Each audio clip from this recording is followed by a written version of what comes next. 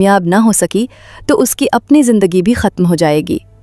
سونا نے ایک لمحہ رک کر اسے دیکھا اور دل ہی دل میں سوچا اگر وہ زندہ رہی تو ضرور اس کے لیے کچھ کرے گی، اور یہی سوچ کر وہ اس پراسرار مثلث میں داخل ہوئی اور دیکھتے ہی دیکھتے غائب ہو گئی۔ سونا نے خود کو دنیا کے ایک انجان حصے میں پایا۔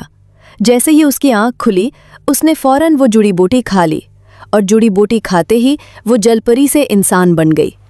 اپنے آپ کو اس حالت میں دیکھ کر وہ حیران رہ گئی۔ وہ پہلے سے بھی زیادہ حسین لگ رہی تھی۔ پھر اس نے ہمت کی اور آہستہ آہستہ چلنا شروع کیا۔ اس کے قدم لڑکھڑا رہے تھے مگر اس کی نظریں کسی انسان کو ڈھونڈ رہی تھیں۔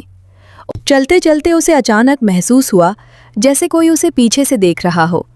وہ ایک لمحے کو رک گئی، پھر آہستہ سے اس نے مڑ کر دیکھا تو وہاں ایک لڑکا کھڑا تھا جو خاموشی سے اسے دیکھ رہا تھا۔ تم کون ہو؟ میں تمہاری مدد کر سکتی ہوں، جو تم چاہو وہ پا سکتے ہو، اپنی 3 خواہشیں بتاؤ۔ یہ تو کوئی مذاق لگتا ہے، اگر واقعی ایسا ہے تو میرے گھر میں میری میز ابھی کھانوں سے بھر جائے، کیونکہ آج مجھے ایک بھی مچھلی نہیں ملی۔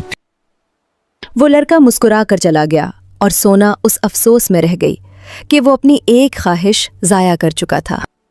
وہ لڑکا رات کو جب کام سے فارغ ہو کر اپنے گھر کی طرف لوٹا تو یہ دیکھ کر حیران رہ گیا کہ اس کی جھونپڑی میں روشنی جل رہی تھی۔ یہ دیکھتے ہی اس نے تیز تیز قدم بڑھانا شروع کر دیے۔ جب وہ اندر داخل ہوا تو اس کی آنکھیں حیرت سے پھیل دیں۔ اس کی میز واقعی طرح طرح کے کھانوں سے بھری ہوئی تھی۔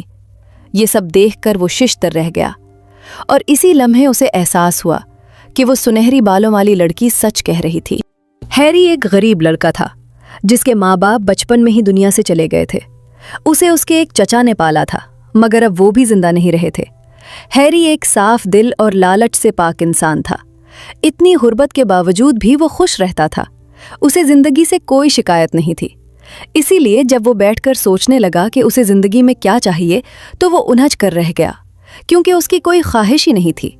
پھر اس نے فیصلہ کیا کہ وہ صبح ہوتے ہی اس لڑکی کو ڈھونڈے گا، اور اگر کچھ مانگا بھی تو بس ایک کشتی مانگے گا تاکہ مچھلی پکڑنے میں اسے آسانی ہو جائے۔ صبح ہوتے ہی اس نے اس لڑکی کو ڈھونڈنا شروع کر دیا۔ وہ اس کا نام تک نہیں جانتا تھا مگر پھر بھی وہ بار بار اسی جگہ جا رہا تھا جہاں وہ اسے ملی تھی۔ پھر اچانک اس کی نظر پڑی۔ وہ لڑکی سمندر کے پاس درختوں کے نیچے بے ہوشی کی حالت میں پڑی تھی۔ ہیری سونا کو اپنے گھر لے آیا مگر اسے سمجھ نہیں آ رہی تھی کہ وہ کیا کرے۔